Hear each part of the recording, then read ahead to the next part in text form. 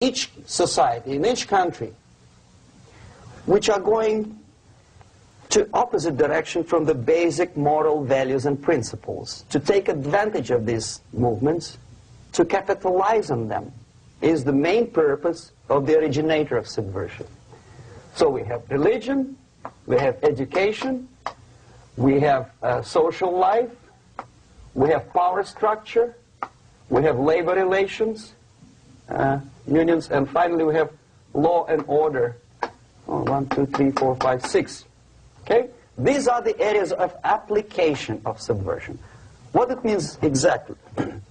In case of religion, destroy it, ridicule it, replace it with various sects, cults, which bring people's attention, faith, whether it is naive, primitive, doesn't really matter.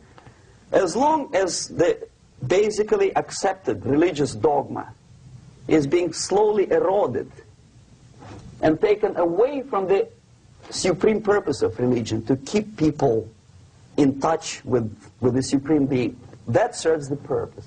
Therefore, replace it, accepted, respected religious organizations with fake organizations. Distract people's attention from the real faith and attract them to various different faiths. Education. Distract them from learning something which is constructive, pragmatic, efficient. Instead of mathematics, physics, foreign languages, chemistry, teach them history of urban warfare, natural food, home economy, your sexuality, anything, as long as it takes you away. Okay? Social life. Replace traditionally established institutions and organizations with fake organizations. Take away the initiative from people. Take away the responsibility from naturally established links between individuals, group of individuals, and society at large, and replace them with artificially, bureaucratically controlled bodies.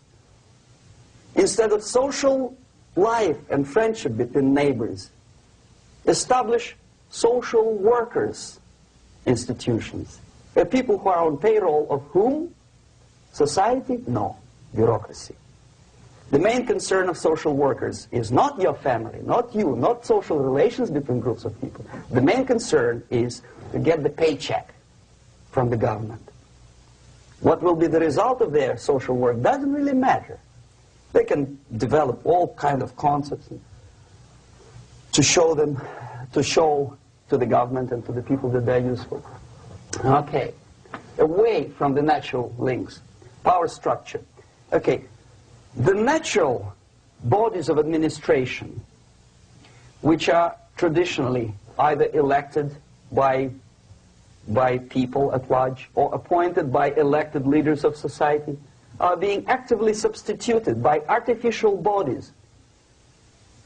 The bodies of people, groups of people, whom nobody elected.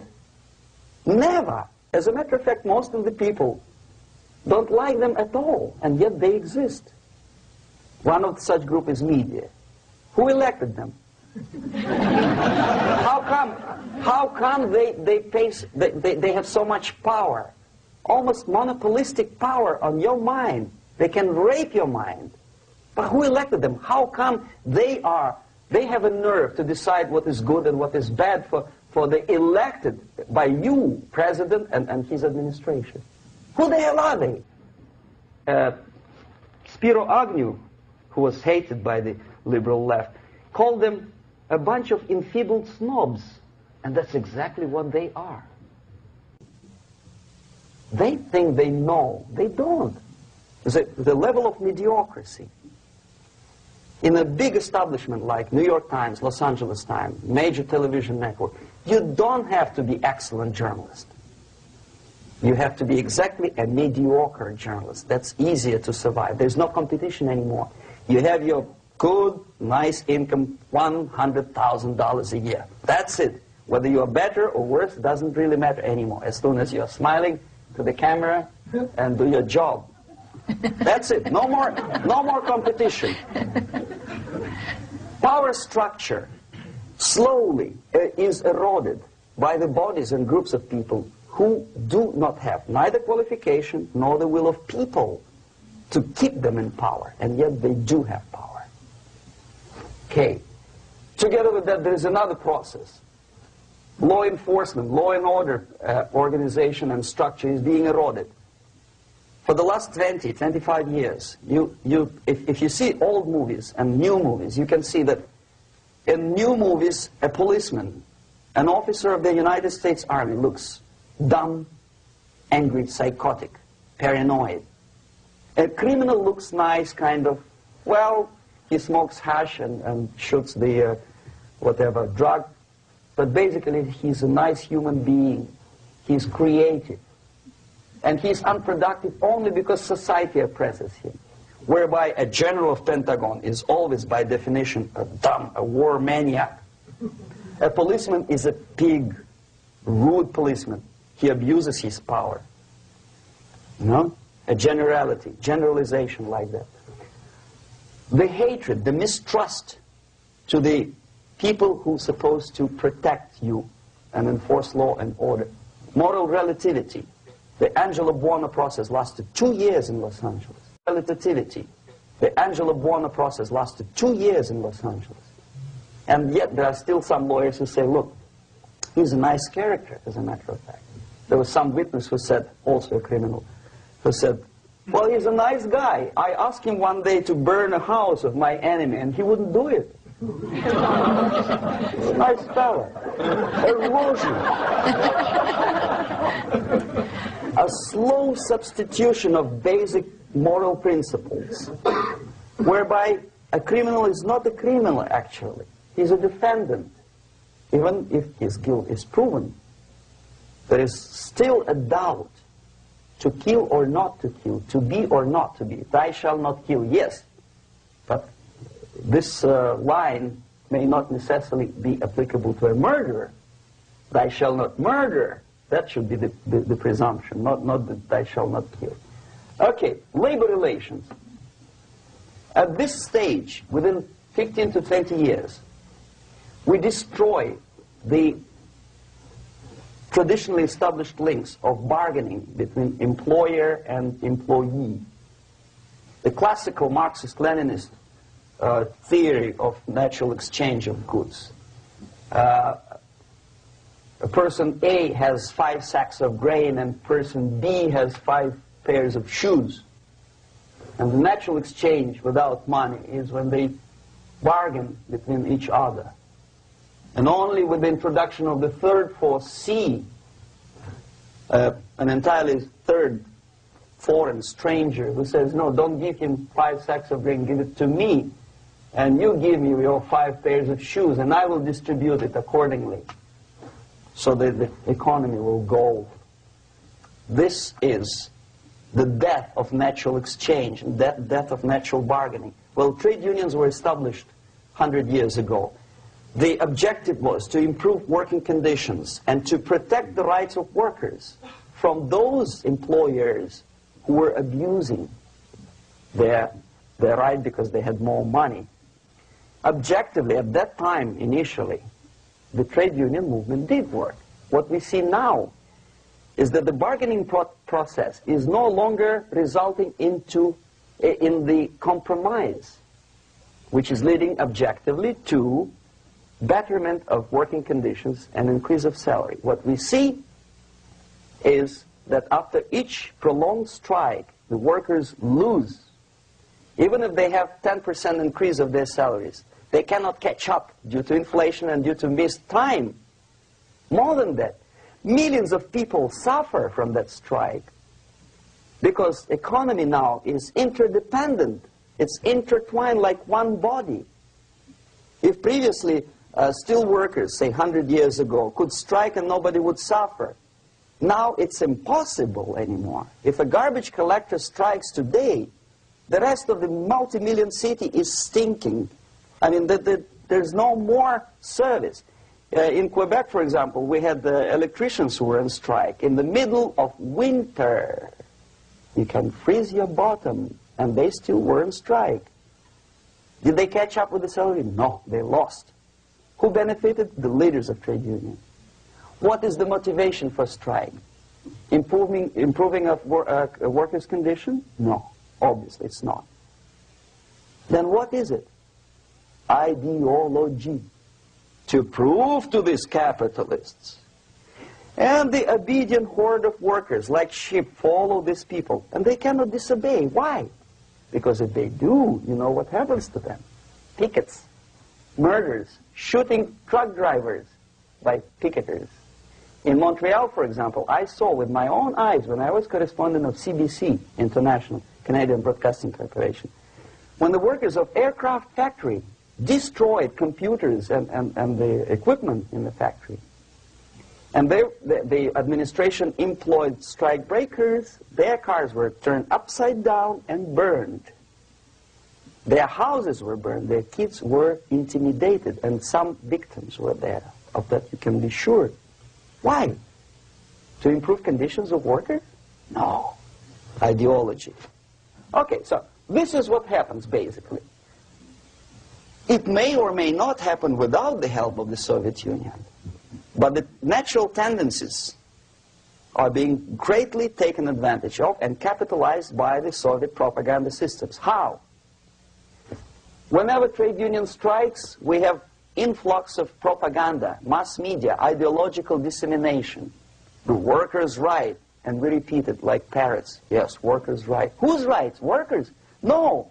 The only freedom of worker to sell his labor according to his own desire and will is taken away from him. By whom? By trade union boss. Unlimited power is given. Responsibility. I want to sell my labor not for $2.50 an hour, but for $2. I don't have right. My freedom is denied to me. I know that if I sell my work for $2 an hour, not for $3 an hour, I will compete better with the other guy who is lazy and more greedy. I don't need $3. I need only $2. No, I was made to believe by media, by business, by advertising agencies that I need more and more and more. Have you ever heard any advertising on TV to consume less? No. No way. Whether you need a six-cylinder car or not, you have to buy it. And hurry up. When I was driving here on the local radio station, an excited announcer said, "You hurry up, rush and save, save, save. There is a pantyhose sale." Save by buying more. See? Of course. It would be too naive to expect that KGB makes that advertising agency to do such a crazy commercial. No, of course not. But what we did when I was working for Novosti Press, we would snow plow editorial offices, student organizations, religious groups with literature of class struggle, if not directly Marxism-Leninism propaganda, then a propaganda of a legitimate aspirations of working class, betterment of life, equality. Equality, mind you. President Kennedy once said, we will make America to believe that people are born equal. Are people born equal? Is there any mentioning in the Bible or any other holy scripture in any religion, if you don't believe me, go to the library and check it, there is not a single word about equality. Just the opposite. By your deeds, God will judge you. What you do is important. The merit of your personality. You cannot legislate equality. If you want to be equal, you have to be equal. You have to deserve it. And yet we build our society on the principle of equality. We say people are equal. We know it is false. It's a lie. Some people are tall and stupid. Others are short, bold, and clever.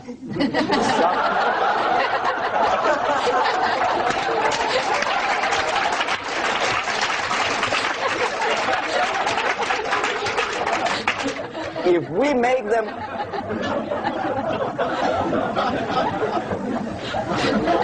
we make them equal by force, if we put the principle of equality in the basis of our socio-political structure, is the same thing as building a house on sand. Sooner or later, it will collapse, and that's exactly what happens. And we, as Soviet propaganda makers, are trying to push you in the direction which you go yourself. Equality, yes, equality. People are equal. Land of equal opportunities. Is it true or not? Think about it. Equal opportunities. Should there be equal opportunities? For me, and for a lazy bastard who comes here from some other country and immediately registers as a welfare recipient benefits. I never received a single dollar. No, sorry, I did receive once. But I never applied for welfare. For the 13 years, I took any job. Security guard, journalist, taxi driver, anything. Well, I was restless, but some people don't like it. They immediately. So why should we have equal opportunities? Why? The equal opportunity to excel. Equal opportunity in equal circumstances, yes, but you know people are different. To excel, yes, provided we reach the same level of excellency, perfection, which is hypothetical, distant future. Yes, maybe. But we know perfectly well that even with the best intentions, people could not be equal. Why should we have equality in the, say, legal system? Myself, I'm considering myself a law-abiding citizen, and a person who comes here to rob and shoot, say, the United States administration under Carter, imported thousands of Cuban criminals. They were non-criminals, yet they were accepted. Do you think it's fair if myself and my wife from Philippines, who work like a, excuse me, horse as a lab technician in a hospital, should have the same rights as a criminal from Cuba? Why? And yet we repeat as parrots, equality, equality, equality. And the Soviet propaganda system helps us to believe that equality is something which is desirable. Democracy, as it was established by fathers of this country, of this system in the last century, is not equality. It's the system where different people, unequal people, have a chance to survive and help each other in constant competition, in constant perfection, not in equality, which is superimposed from a godfather or a nice person in Washington, D.C. And the absolute equality exists in Soviet Union, quote-unquote equality. Everybody is equal in dirt, except some people are more equal than the others in Politburo.